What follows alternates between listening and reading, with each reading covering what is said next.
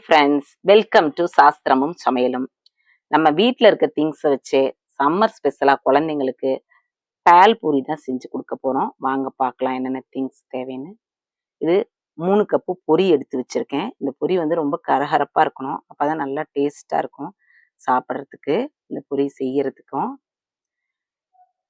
நான் தேவையான திங்ஸ் எல்லாம் ரெடி பண்ணியிருக்கேன். இது ஸ்வீட் சட்னி, கிரீன் சட்னி, உருளைக்கிழங்கு வேக வச்சு வச்சுருக்கேன், பூரியை வறுத்து வச்சுருக்கேன், ஆனியன், வறுத்த வேர்க்கடலை, காரா பூந்தி, மாங்காய், மல்லித்தலை, கேரட், தக்காளி 2 கட் பண்ணியிருக்கேன், பிளாக் சால்ட் எடுத்து வச்சுருக்கேன். இதை நம்ம வந்து ஒரு வேற இதில் ட்ரான்ஸ்ஃபர் பண்ணி செய்யலாம். பூரிக்கு போட்டுக்கலாம் நொறுக்கி விட்டு. இதில் கொஞ்சமாக வேக வச்ச உருளைக்கிழங்கு பாதி போட்டுக்கலாம். அதில் போட்டுட்டு கட் செய்து வச்சுருக்கிற ஆனியனை கொஞ்சம் அதுலேயே போட்டுக்கலாம். இதுலேயே தேவையான அளவு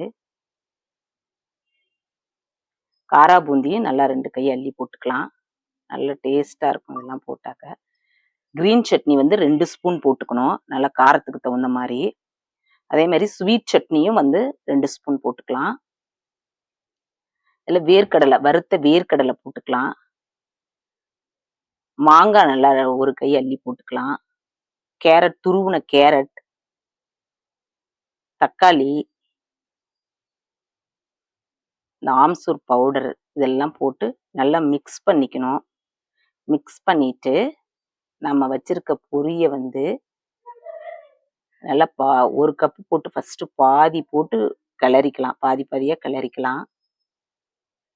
நல்லா ஃபுல்லாக நல்லா கிளறி விட்டுக்கணும். இதுலேயே நல்லா உப்பெல்லாம் செக் பண்ணிக்கணும். நம்ம நல்லா ஃபுல்லாக கிளறிட்டு நம்ம வேறு பவுலில் வந்து இதை மாற்றிக்கலாம். மாற்றிட்டு இதுக்கு வந்து மேலே வந்து ஆனியன் போட்டுக்கலாம்.